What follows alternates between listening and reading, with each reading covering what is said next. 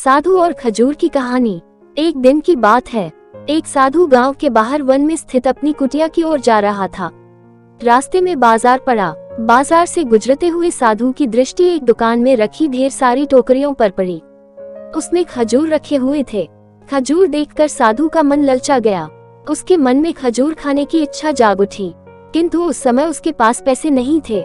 उसने अपनी इच्छा पर नियंत्रण रखा और कुटिया चला आया। कुटिया पहुंचने के बाद भी खजूर का विचार साधु के मन से नहीं निकल पाया। वह उसी के बारे में ही सोचता रहा। रात में वह ठीक से सो भी नहीं पाया।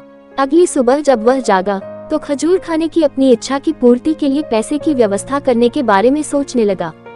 सूखी लकड़ियां बेचकर खजूर खरीदने लायक पैसों की व्यवस्था अवश्य हो जाएगी, यह सोचकर वह जंगल में गया और सूखी लकड़ियां बीनने लगा। काफी लकड़ियां एकत्रित कर लेने के बाद उसने उसका गट्ठर बनाया और उसे अपने कंधे पर लादकर बाजार की ओर चल पड़ा। लड़कियों का गट्ठर भारी था, जिसे उठाकर बाजार तक की दूरी तय करना आसान नहीं था, किंतु साधु चलता गया। थोड़ी देर में उसके कंधे में दर्द होने लगा, इसलिए विश्राम करने वह एक स्थान पर रुक गया। थोड़ी देर विश्राम कर वह पुनः लकड़ियां उठाकर चलने लगा। इसी तरह रुक रुक कर किसी तरह वह लकड़ियों के गट्ठर के साथ बाजार पहुंचा। बाजार में उसने सारी लकड़ियां बेच दी। अब उसके पास इतने पैसे इकट्ठे हो गए जिससे वह खजूर खरीद सके। वह बहुत प्रसन्न हुआ और खजूर की दुकान में पहुंचा।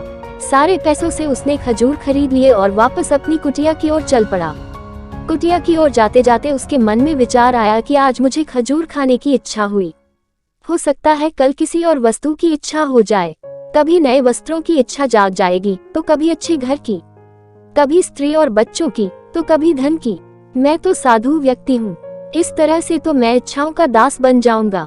यह विचार आते ही साधु ने खजूर खाने का विचार त्याग दिया। उस समय उसके पास से एक गरीब व्यक्ति गुजर रहा था। साधु ने उसे बुलाया और सारे खजूर उसे दे दिए। इस तरह उसने स्वयं को इच्छाओं का दास बनने से बचा लिया।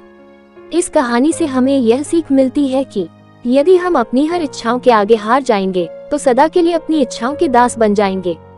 मन चंचल होता है, उसमें रह रहकर इच्छाएं उत्पन्न होती रहती हैं, जो उचित भी हो सकती हैं और अनुचित भी।